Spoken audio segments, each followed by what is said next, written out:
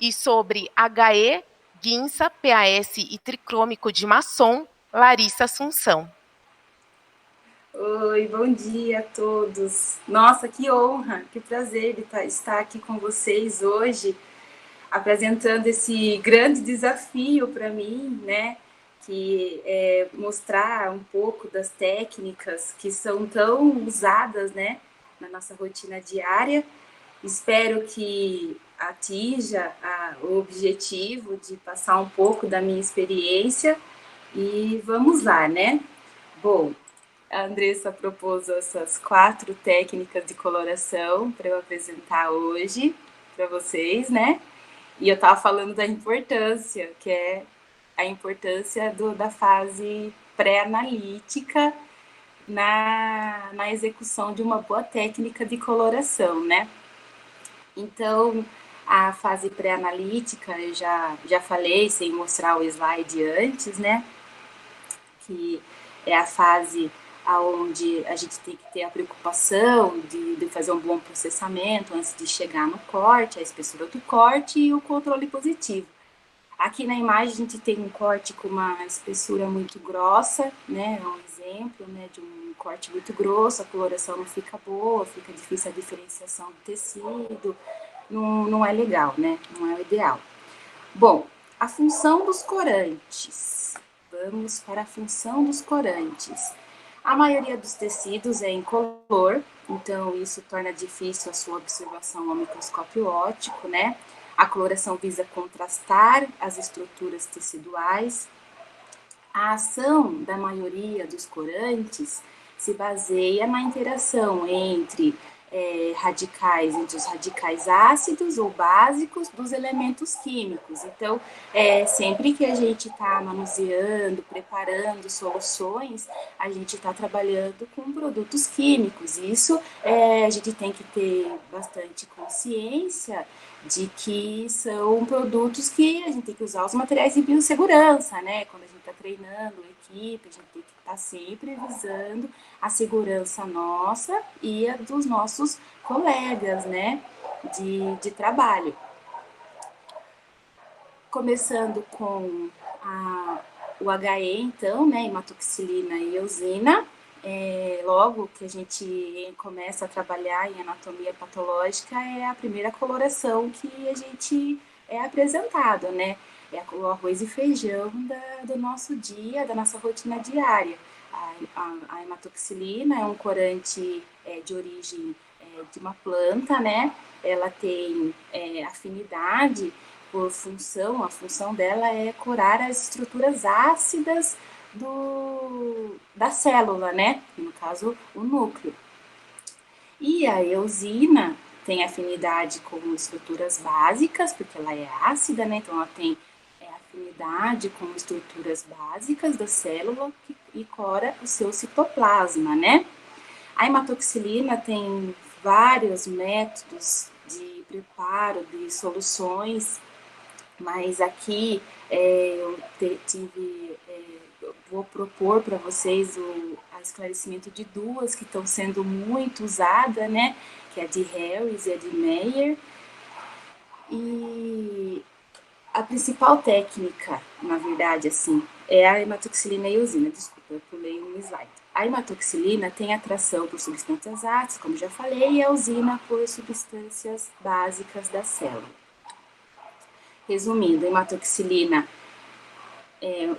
cora estrutura ácida e fica com uma cor azul púrpura, e a eosina ela cora a estrutura básica, deixando um tom róseo, né, avermelhado na lâmina. Então as duas, agora sim, né, as duas hematoxilinas, as duas soluções que eu trago hoje aqui para mostrar para vocês é a de Harris, né, que é a mais comum. A solução já a gente pode comprar ela pronta. Sei que bastante pessoas, bastante técnicos gostam, né? Tem o privilégio de poder preparar a sua própria solução. Eu já preparei por muitos anos a minha própria solução, mas hoje em dia, por conta de outras coisas que eu estou tomando conta, que eu preciso fazer, eu não tenho mais a disponibilidade do tempo para poder fazer todas as soluções. Então, de todas as 4 técnicas de hoje que eu estou aqui apresentando para vocês, a única que eu faço a solução é o PAS, tá? Depois, quando chegar na parte do PAS, eu vou explicar como eu faço para vocês, né? Mas a hematoxilina, a de Harris, comparado com a de Meyer, ela tem alguns sais, alguns reagentes que são diferentes. Porque a hematoxilina de Harris, ela contém o álcool, diferente da de Meyer, né? Ela contém o óxido de mercúrio, que é um reagente tóxico, né? O ácido acético glacial, ele tá com um pontinho aí, um asterístico, né? Por quê? Para chamar atenção. Eu conheci alguns técnicos que não utilizam na solução. Depois, coloca aí no comentário quem utiliza o ácido acético glacial ou quem não utiliza, para a gente saber. Porque o ácido acético glacial, na época que eu fazia o corante, há muitos anos atrás, ele ajudava a não formar o precipitato, que é aquela que deixa a hematoxilina suja, né? Se é a hematoxilina de Harris, você precisa filtrar ela todos os dias, né? Ela forma bastante precipitado. E a água destilada. Na de Meyer, como eu já adiantei, ela não usa o álcool, né? Não usa o óxido de mercúrio, usa o ácido cítrico e o hidrato de cloral. O hidrato de cloral, ele tem a função de preservar o corante e a função também de não deixar formar o precipitato, né? Na de Meyer não forma, é muito pouco, né? E água destilada. Bom, no próximo aqui a gente tem uns detalhes mais acentuados da diferença entre a hematoxilina de Harris e a de Meyer. A de Harris, ela tem um processo regressivo. Ela precisa de uma diferenciação ácida e utiliza o álcool no seu protocolo. Já a hematoxilina de Meyer é um processo progressivo. Não precisa de diferenciação e não utiliza álcool no seu protocolo. Por que eu coloquei aqui essa questão do álcool? Porque na imunistoquímica, alguns marcadores eles são bem sensíveis. E uma hematoxilina sem álcool ajuda a esses marcadores poder ter uma funcionalidade melhor. Outra questão da hematoxilina de Meyer é que se você, na de Harris, você usa um protocolo de 4 minutos, né, na hematoxilina. Na de Meyer, você vai ter que deixar 8. Ela é um pouco mais lenta para penetrar nas estruturas ácidas da célula. Bom, seguindo aqui a aula, tem esse trabalho que ele assim, muito inspirador, muito inspirador. Acredito que muitos de vocês já devem ter visto em outras aulas, palestras, congressos por aí, né, que a gente ia muito antes da pandemia, que é a comparação do método de coloração hematoxilina e eosina com a hematoxilina de Harris e a de Meyer para a rotina de histopatologia.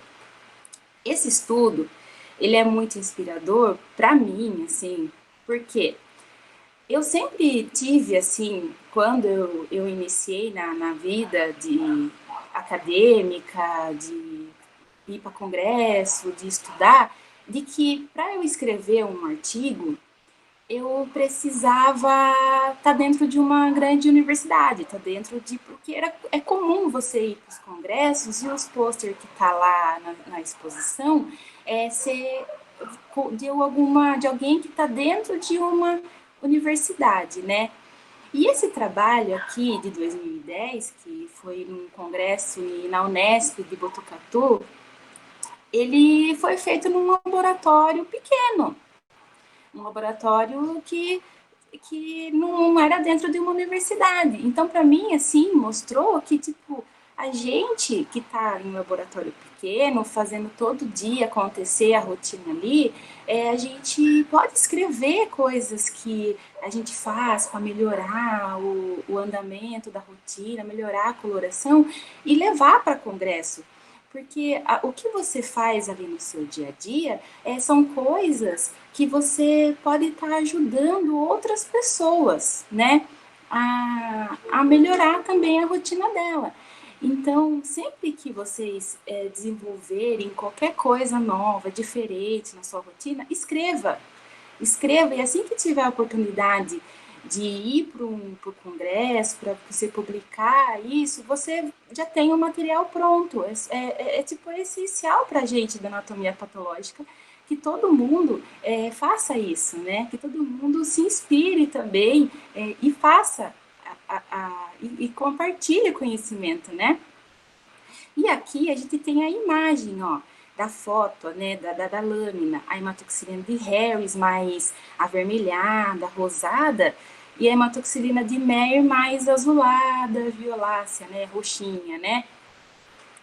E aí aqui eles concluíram, né, que seria legal padronizar essa coloração de hematoxilina e eosina com a de Meyer na rotina deles. E aí diz aqui que mais testes vão ser feitos na técnica daí de Papa Nicolau, que também é muito legal, né? Na coloração de Papa Nicolau, uma hematoxilina mais assim, escurinha. Aqui seguindo a aula, eu trouxe essas duas fotos. São coisas que aconteceram comigo, na minha rotina, há algum tempo atrás. Que a lâmina chegou para a patologista, que aqui são duas patologistas, são mulheres, né? E a lâmina, ela falou assim, a rotina não tá boa. Nossa, a gente já entra naquele desespero, né? A primeira foto, que é essa coloração mais apagada, borrada, né? Aí eu já, nossa, entrei no desespero. Falei, meu Deus, o que aconteceu? Daí já veio tudo na cabeça, assim, né? Ai, meu Deus, que coloração, será que foi, né? E a gente já começa a pensar. E aí eu fui ver que o fornecedor nosso do verniz, que a gente usava um verniz específico, ele parou de trabalhar com a marca. E aí ele recomendou um outro verniz que ele falou que era o mesmo, a mesma qualidade, a mesma tudo, tal. E na hora que a gente montava a lâmina, ficava ótimo mesmo, perfeito. Só que depois que secava, ficava assim, tudo borrado, tudo apagado. E a gente descobriu que não era coloração, que na verdade era um meio de montagem. Aí a gente mudou para um outro, para o bálsamo, né? E aí não teve mais esse tipo de questão. Outra coisa nessa questão que eu queria aproveitar o momento para conversar com vocês é a questão que essa lâmina ela foi arquivada, certo? Né? Eu montei com verniz, a patologista viu no dia e a lâmina foi para o arquivo. É que nesse caso aconteceu da patologista não ver no dia, foi ver no outro, e aí que tava desse jeito, né? Aí tá lá no arquivo. Nossa, depois você vai pegar a lâmina no arquivo, tá desse jeito, por um caso de revisão, por exemplo. Larissa, mas aí é só cortar uma lâmina nova. Só que a gente tem que pensar que às vezes o bloco tá desgastado, né? E não tem mais aquela lesão exata que tem naquela lâmina, né? Então, assim, o controle de qualidade também é muito essencial a gente usar um meio de montagem bom, porque o controle de qualidade, para quem está atrás de acreditação, de PAC, essas coisas, a gente tem que arquivar a lâmina de histopatologia por 5 anos, né? Os blocos por 10, isso pelo PAC, mas tem a questão do PROCON também, de direitos do consumidor, então, tipo, é um negócio muito complicado, né? Então, por isso que a gente tem que tomar sempre muito cuidado com tudo que a gente faz dentro do laboratório, né? O segundo caso aqui, a segunda foto, é o famoso efeito veneziana, né?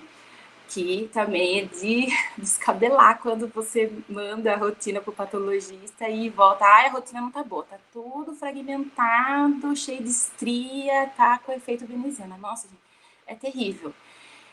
E essas lâminas, as duas que estão aqui, elas são mesmo que meio que da mesma época, que daí aqui nessa outra eu já tinha trocado o meio de montagem, né? Daí já não estava apagada a lâmina. E aí o que acontece? Primeiro o banho, né? O banho histológico com uma temperatura muito alta causa esse efeito. Então você tem que controlar a temperatura do banho. Eu gosto de deixar 42, 45 graus. Mas não resolveu totalmente quando a gente só diminuiu a temperatura do banho. Continuou formando. Aí eu fui descobrir depois de um tempo, conversando com amigos, né, que a gente sempre tem uns contatos, né, para poder tirar a dúvida. Eu fui descobrir que o álcool que eu comprava não era de uma boa qualidade, não estava processando direito o tecido, através de um alcômetro. Então é sempre bom você ter um alcômetro também no laboratório para você poder conferir a qualidade do álcool que você compra. Aí eu troquei de fornecedor, o álcool começou, porque o álcool já não vem de boa qualidade, e ainda você dilui ele insere para poder fazer o processamento. Então, quer dizer, vai ficar pior ainda esse álcool, né? Então, é bom sempre ter um alcoômetro, um laboratório, e para poder conferir a qualidade do álcool que você está usando no processamento, tá? É essencial. Agora, saindo da coloração HE, vamos para o Ginsa. O Ginsa, né, foi modificado em várias soluções e processamentos de coloração com base na técnica simplificada de Ginsa, descrita por Gray.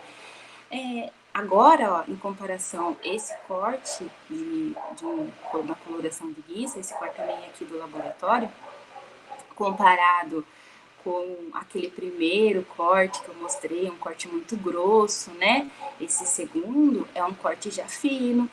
Não sei se vocês conseguem ver aí, mas aqui tá cheinho de bacilo. Cheinho de bacilo da famosa Helicobacter pylori, né? A HP. É de rotina, a gente ouviu a nossa famosa H. pylori. E qual a importância, né, dessa coloração, né? É uma de extrema importância para pacientes com gastrite crônica, né? Esse estudo, depois, se vocês tiverem interesse, eu vou dar uma resumida, assim, porque não dá tempo de ficar muito entrando em detalhes. Eu posso passar depois, eu passar no e-mail, posso passar para vocês depois o estudo. Mas é assim, é um estudo feito no Taiwan. Ele fez uma comparação de diagnósticos de Helicobacter pylori, na infecção, entre o método de Ginsa e o método da urease. Quem já fez endoscopia, né, ou quem já trabalha muito tempo na área, já sabe que durante a endoscopia, o médico ele colhe um pedacinho do material do paciente e coloca no meio aonde contém ureia e um marcador de pH. E aí a bactéria que possui essa enzima, né, a urease, ela faz a digestão e aí da ureia, né, e aí muda de cor o meio, né, de amarelado ele fica mais vermelho, fica avermelhado. E aí o que acontece? Só que esse teste, ele não é específico só para H. pylori, ele também tem algumas outras bactérias que também possuem essa enzima. Então, o estudo aqui mostra a importância de fazer a coloração de Ginsa como o diagnóstico. Eles fizeram um estudo com mais de 233 pacientes, onde eles tinham feito o teste com a urease e depois foi feito com o Ginsa, e aí mostrou que o Ginsa é muito mais específico para acompanhamento da progressão dessa doença. E um caso assim, muito importante é porque a H. pylori ela é associada a patogênese do câncer gástrico, né? Então, tipo, ela é muito estudada por conta disso também, né? Nesse próximo estudo, esse estudo aqui é brasileiro, né, lá de Minas Gerais, o FMG, Federal de Minas Gerais, a identificação da H. pylori curado por hematoxilina e eosina, e o GINSA, é uma revisão para controle de qualidade. Eles fizeram o levantamento de 390 casos em revisão, porque assim, tem patologista que é especialista em gastro, né? Então, no HE, ele já consegue ver que possui bacilo. Alguns não, né? Alguns precisa do GINSA. Só que aqui mostra que o HE ele não é específico para poder ver o GINSA, ver os bacilos. Então, precisa da coloração GINSA. Por que eu estou falando isso? Porque assim, eu já trabalhei em laboratório em que o patologista só pedia o guinça quando suspeita no HE que tem o bacilo da bactéria, certo? Já trabalhei em um laboratório que a patologista pede guinça em todas as gástricas. E já trabalhei em um laboratório que só faz o guinça quando o clínico escreve na requisição que é suspeita que o paciente tenha bactéria. Isso é tudo por questão de faturamento, né? Tudo por questão de custo. É lógico que no laboratório a parte técnica é o coração do laboratório, né? Só que o cérebro é o financeiro. Nada funciona sem dinheiro. Então a gente tem que sempre pensar também no custo que as técnicas que a gente utiliza geram, certo? Lógico que sempre o principal é o diagnóstico. Só que se você faz a coloração e o convênio não paga, aí o patologista vai ter um custo maior, o laboratório vai ter um custo maior em cima daquele exame. Então aqui mostra que para pacientes com gastrite crônica ativa, só no HE é possível visualizar os bacilos. Mas aqueles pacientes que não têm a gastrite crônica, porque alguns são assintomáticos para a bactéria, sem a coloração guinça, o diagnóstico fica difícil.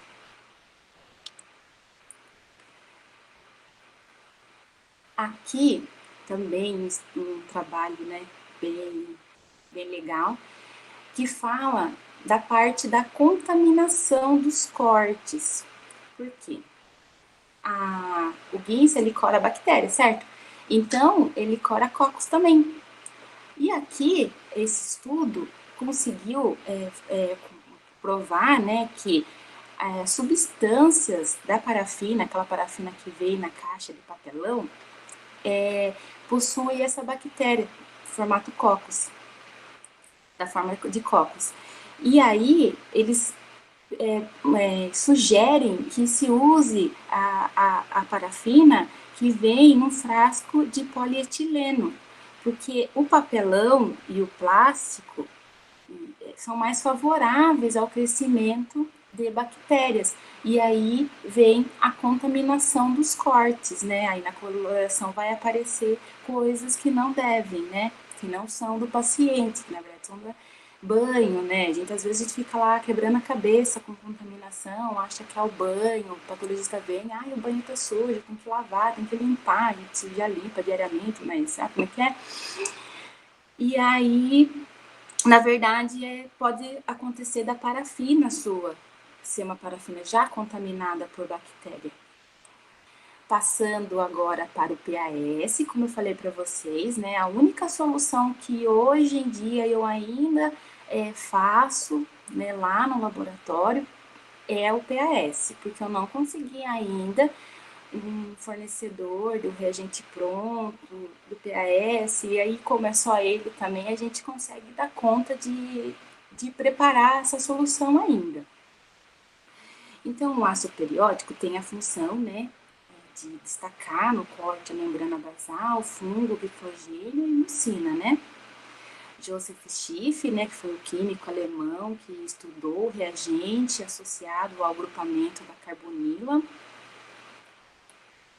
Aqui no próximo slide a gente tem ácido periódico, sua função, né, química.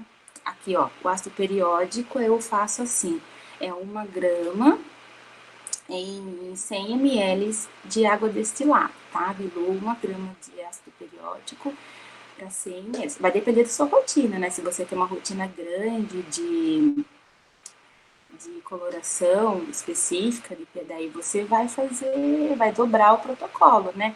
Meu reativo do Schiff é 2 gramas de fucsina básica, 100 ml de água destilada, 8 ml do ácido clorídrico ao normal. O que é o ácido clorídrico ao normal? Você faz 100 ml do ácido clorídrico normal, que é 20 ml do ácido clorídrico dissolvido em 80 ml de água destilada. E é isso que eu chamo de ácido clorídrico ao normal.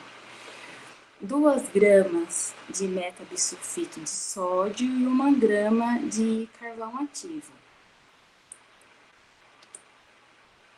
Aí, se alguém tiver interesse em conhecer e testar o meu protocolo que eu uso, né, o protocolo que eu uso para a solução, eu mando por e-mail, porque ia ficar muito extenso aqui na aula eu colocar o passo a passo de cada reação da solução, tá?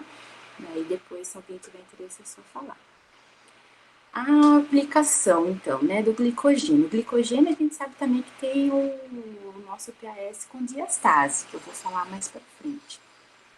Membrana basal, muxina, fungos que cora em vermelho, e os núcleos são corados em azul. Esse estudo, que é bem interessante, que é um estudo canadense, ele mostrou que o PAS ele é bem específico nessa questão dessa infecção fúngica que é a onicomicose. Eles usaram o PAS para diagnóstico, porque o PAS demonstra muito bem as hifas, as pseudihifas, o fungo que apresenta nesse tipo de infecção fúngica. É bem legal também esse estudo, bem detalhado, tem parte de tratamento, é bem legal para quem tiver interesse também de saber como foi feito toda essa técnica de PAS. Acho que umas 2 semanas atrás, a Stolives publicou, né, o pessoal aí da Stolives publicou um vídeo super legal explicando o processamento da unha, né? Porque a unha sempre é um grande desafio para a gente que está na rotina diária ali de corte no micrótomo, né? Processamento de unha, tudo. E a unha, ela tem a questão de não parar na lâmina, se não for uma lâmina silanizada, né?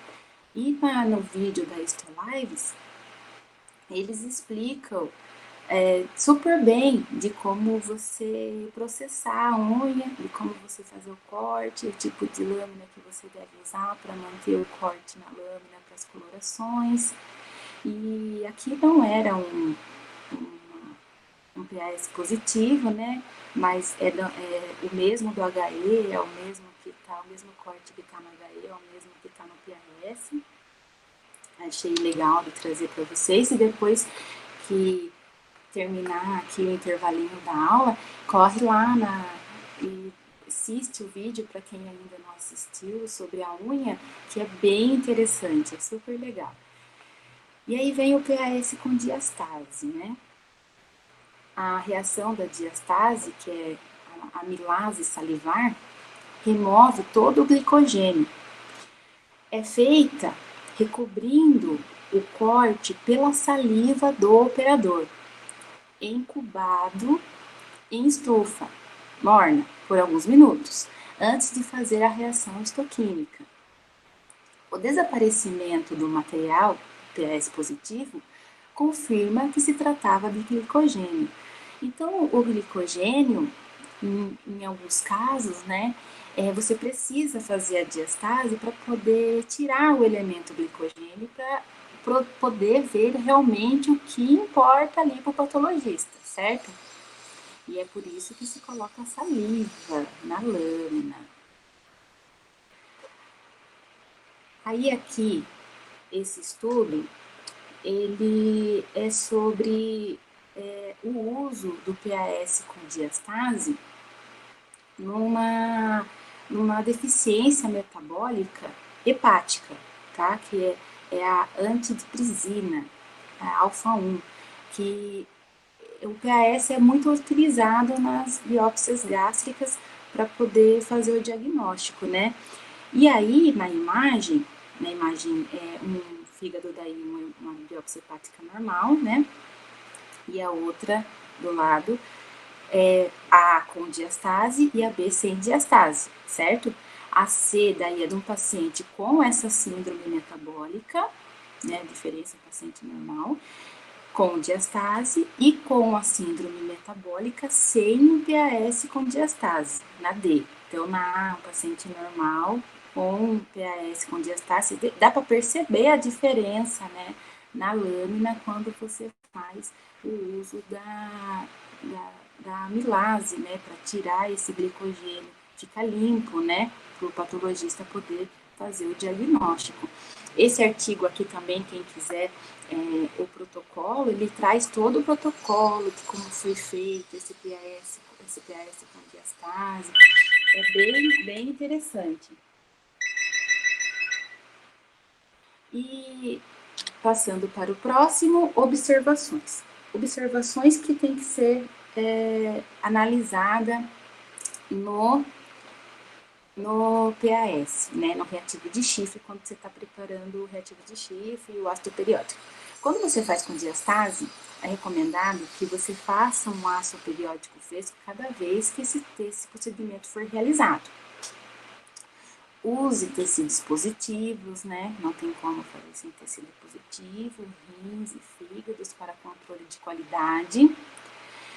Para testar o reagente de chifre, quando você prepara ele, tem uma dica. Você coloca umas gotinhas do reativo que você preparou em 10 ml de formalina, né, 37%. E aí, um reagente de chifre bom, ele rapidamente fica numa cor vermelho púrpura. Esse é um teste que você pode fazer quando você prepara o seu reativo, né, a sua solução. Dá para você fazer esse teste antes de usar no seu controle para você poder ter certeza que ele tá bom, né, que ele tá um reativo bom. Às vezes, nesse protocolo que eu faço, não sei se acontece com mais alguém que prepara reativo de chifre, ele fica amarelado depois da última filtragem, porque você esquenta a água, coloca a fluoxina, depois você coloca, filtra, todo o processo, cada processo eu filtro. E quando chega no carvão ativo, você deixa ele descansando por 24 horas antes de fazer a última filtragem. E aí, quando você filtra ele por último, ele tem que ficar transparente, né? Tem que ficar incolor. Só que às vezes ele fica um pouquinho amarelado. Você faz o teste, se ele ficar vermelho púrpura rapidamente, você pode utilizar ele mesmo um pouquinho amarelado. Você, lógico, você vai usar seu controle, vai ver se vai funcionar no seu controle, e aí você não precisa desperdiçar o reativo que você preparou porque ele ficou um pouquinho amarelado. Dá para utilizar ele ainda, porque a gente também tem que ter consciência dos resíduos que a gente gera, né? A gente tem que ter só gerar o resíduo quando realmente for necessário. A gente tem que ter essa preocupação com o meio ambiente também. Por mais que a gente tenha todo o controle em relação a descarte dos reagentes, é sempre bom evitar gerar sem realmente necessidade, né? Passamos para a coloração tricômico de Masson.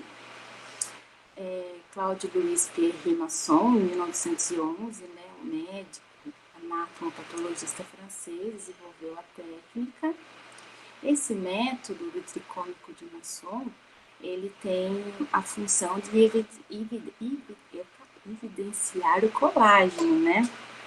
Mas também outras estruturas, dependendo da técnica que você use. Então, o tricômico são um conjunto de 3 cores. Nessa coloração, a hematoxilina que se usa é a hematoxilina férrica, que é o mordente, né, da hematoxilina.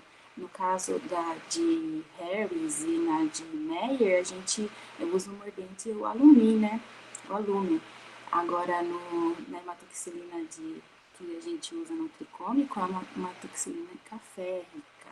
Então, a técnica apresenta variações no procedimento de coloração, dependendo do que você precisa evidenciar ali naquele corte, né? Então, a combinação, né, de 3 corantes, já falei, a hematoxilina férrica, a solução de descarte, solução de azul de anilina.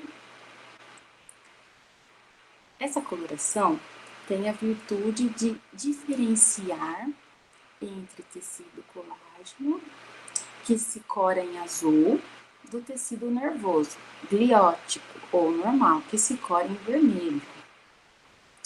No HE, ambos ficam em uma única cor, rosa, né? Fica do rosa.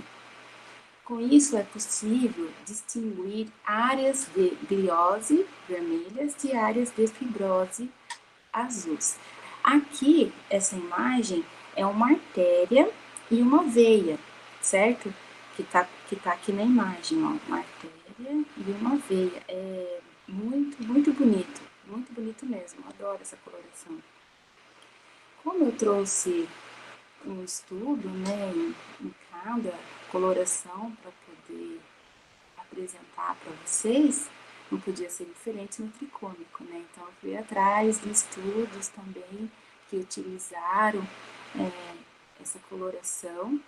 E aqui, nesse da Índia, esse estudo, ele foi usado em comparação a outras duas técnicas, o HE, né, hematoxilina e eosina, e a tetracômica, né, que na verdade são, né, mais cores envolvidas em uma coloração. E ele foi usado no tecido estromal duro. O tecido duro é muito difícil de coloração, né, porque o osso ele tem vários estágios, né, de maturidade, né, tem osso mais imaturo, osso maduro. E aqui nesse estudo mostrou que a coloração com mais de um corante, né, com mais de uma cor, com mais cores, é a coloração que é mais eficaz para poder fazer o diagnóstico em tecido de cabeça e pescoço, que é no caso desse estudo, cabeça e pescoço.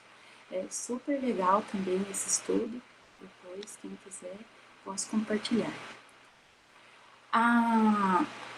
Seguindo para finalizar já a aula, não sei se eu falei muito rápido, mas eu achei super interessante esse artigo, porque eles desenvolveram em 2019 esse artigo, e é japonês, né?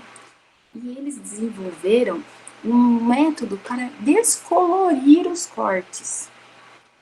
Então, eles dizem no estudo que é muito importante você ter um método de descoloração, porque às vezes acontece, né, que nem aquele caso daquela lâmina toda borrada que eu tinha lá no começo, de ter só naquele corte exatamente o que eles precisam ver nos próximos passos para um diagnóstico do paciente.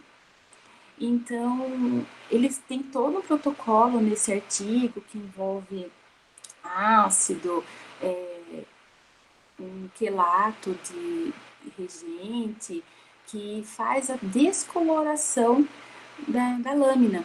E o estudo diz que em cima dessa descoloração você pode fazer até imunistoquímica, eles propõem aqui nesse estudo. Depois, quem tiver interesse de fazer para ver como é que fica, eu achei sim super legal. Aqui tem a imagem, eles usaram órgãos de camundongo para fazer o teste dessa descoloração. E a coloração, como vocês já viram no começo da aula, dá para perceber que é a hematoxilina de Meyer, né? Que eles usaram, porque ela é mais roxa, pela imagem da foto, né? E tá também descrito no artigo que eles usaram a hematoxilina de Meyer, né? No processo. E aí fica o corte perfeito, tipo, você pode fazer qualquer outra coloração específica através desse método de descoloração. Então, eu vim falar de coloração e estou passando uma técnica aqui de descoloração, né? Mas é para a gente saber que é possível fazer esse tipo de técnica. E aqui eles sugerem que até a imunistoquímica você consegue fazer depois nesse corte, se necessário.